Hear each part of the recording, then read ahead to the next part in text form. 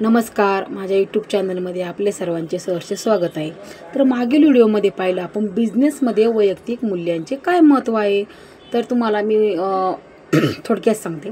त्याच्यामध्ये पाहिलं आपण व्यक्तिगत मूल्य म्हणजे काय, व्यक्तिगत मूल्याचे प्रकार किती, तर हे आपण पाहिलं।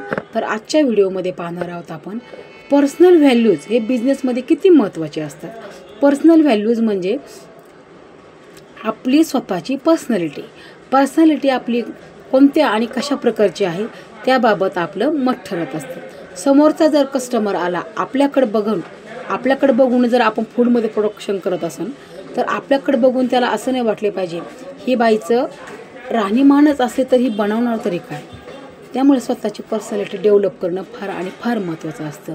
तर आपल्या लेडीजचं असं असतं आपण घरात काम करतो, घरात काम करताना केसाचं कसं करतो आपण, केसाचा वर बुचुडा बांधला की झालं आपलं काम, भले आरशासमोर आपण दिवसभर पण जात नाही, तसं नाही। आपलं बिझनेसमध्ये तसं नसतं।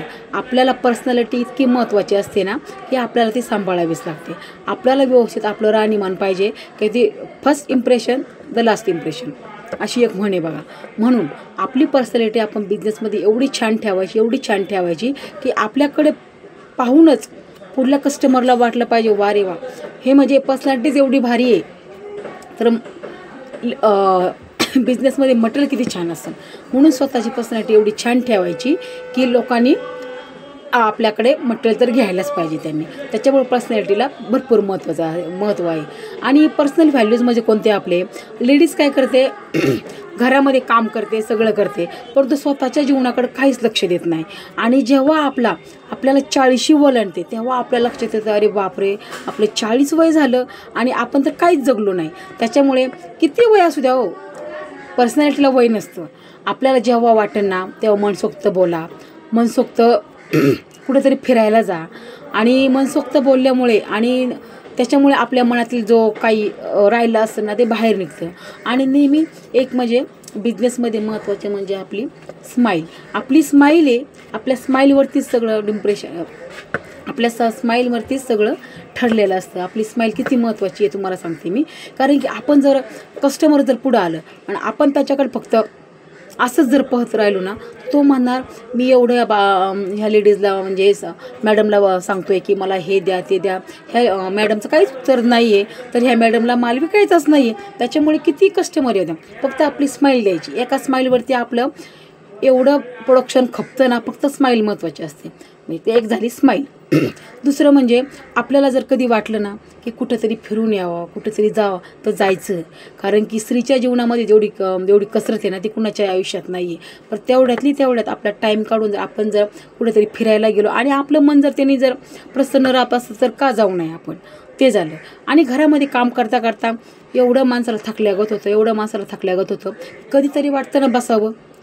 मग एकच विचार करायचा महिलांनी की आपल्याला जर दमल्यासारखं वाटलं ना, कधीतरी रिमोट हातात घ्यायचा टीव्हीचा, नाही तर कधीतरी मोबाईल घ्यायचा आणि 5 किंवा 10 मिनटं तरी सोफ्यावर लोळायचं। कारण की त्याच्याने काय होतं, आपल्या मनामधील जे वाईट विचार, जी निगेटिव्हिटी असते ना ती बाहेर निघून जाते आणि पॉझिटिव्ह विचार येतात। आणि एक म्हणजे बिझनेसमध्ये कसं असतं की पॉझिटिव्ह थिंक की हां मी हे करणारच आणि हे माझं होणारच, कधीही निगेटिव्ह विचार करायचा नाही। तसंच आपलं पर्सनॅलिटीवर पण महत्त्वाचं असतं की मी हे करणारच आणि माझं हे होणारच। त्याच्यामुळे आपण पर्सनॅलिटी बिझनेसमध्ये जशी महत्त्वाची आहे तशी आपली घरामध्ये पण महत्त्वाची आहे। त्याच्यामुळे आपली पर्सनॅलिटी व्यवस्थित ठेवण्याचा प्रयत्न करायचा। 2 झालं मन प्रसन्न ठेवणे, एक पहिलं झालं स्माईल।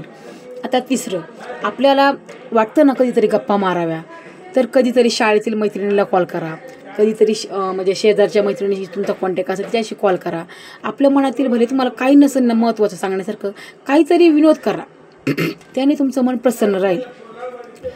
हे झालं मन प्रसन्न राहण्याचं। आणि मग गप्पा, हे तिसरं झालं गप्पा गोष्टी करणं। आता चौथं झालं, आपण जॉईंट फॅमिली असाल किंवा नसेल तुम्हाला फॅमिली, तर फॅमिलीत राहताना सुद्धा आहे ना सर्वांशी एकाग्रतेनं सर्वांशी मिळून राहिलं ना तर आपलं मन प्रसन्न राहतं। आणि एक म्हणजे कुणालाही उत्तर द्यायचं, कुणाला स्पष्ट बोलायचं, स्पष्ट मत आपलं ठेवायचं की घरातल्यांना सगळ्यांना माहिती हिला काय कळतं। म्हणजे आपलं शिक्षण जरी असलं ना तरी आपल्याला काय म्हणणार, तू गप, तुला काहीच कळत नाही का, आमचं शिक्षण आम्हाला या व्यवहारातलं थोडंसुद्धा ज्ञान नाही का, असं आपण स्पष्टपणे बोललं ना तर आपली किंमत वाढते. आता लेडीजचं कसं आहे, आपण आपली स्वतःची किंमत आहे ना स्वतःच कमी करतो घरामध्ये. हा बोलला ना, हो चुकीचं असलं तरी पण आपणच चुकीचं ठरतो आणि त्यांचं जरी चुकीचं असलं तरी आपणच चुकीचं ठरतो. म्हणजे दोन्ही बाजूने चक्के पंजे आपल्याच बाजूला असतात. त्यामुळे घरामध्ये पण आणि बिझनेसमध्ये पण स्पष्ट बोलायचं शिकायचं. कुणाला राग आला तरी चालेल, नकार तिथं नकार, होकार तिथं होकार. त्यामुळे घरामध्ये राहताना बिझनेसमध्ये काम, आणि तुम्ही घरामध्ये जर हे नियम पाळले ना तर तुम्ही बिझनेसमध्ये पाळू शकता. घरामध्येच तुम्ही फक्त म्हणजे एक म्हणे बघा, बिली मांजरीगत राहतात बायका काय तसं नाही. तुम्ही घरातच बिली मांजरी जर करायला ना तर बिझनेस काय करू शकणार ना. तुम्ही घरामध्ये स्वतःचं मत मांडायला शिका तर तुम्ही बिझनेसमध्ये स्वतःचं मत मांडायला शिकता. आता आपले स्पर्धक भरपूर असणार आहेत, त्याच्यामुळे तुम्ही घरातच जर स्पष्ट मत मांडत नसाल तर मार्केटमध्ये जाऊन त्याच्याशी काय वाद घालणार तुम्ही, की कसं स्वतःचं प्रोडक्ट बेस्ट ऑफ बेस्ट असं पटवून देणार.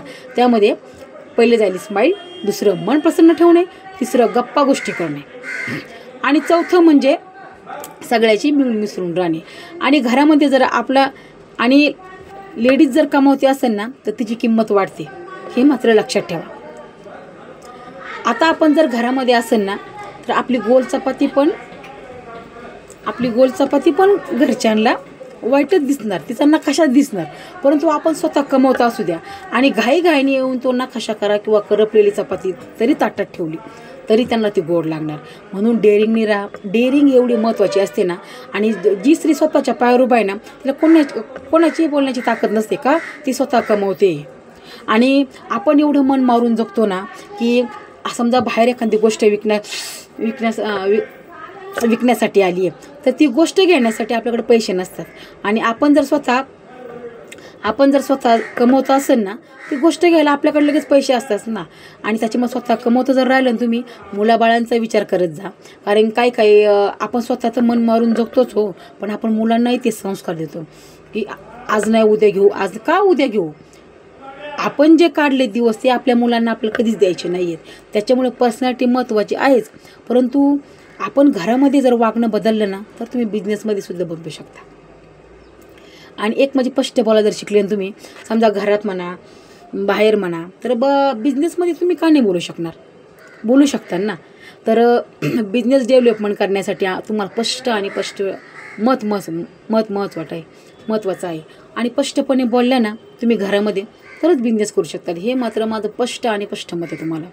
आणि एक म्हणजे घरामध्ये राहताना म्हणा, सगळ्याशी राहताना तुम्ही सगळंच काम एकटंच नका करत जाऊ, वाटून देत जा. का तुम्ही एकट्यानेच का बरं करायचं. लेडीजलाही मन असतं, लेडीजलाही सगळं असतं.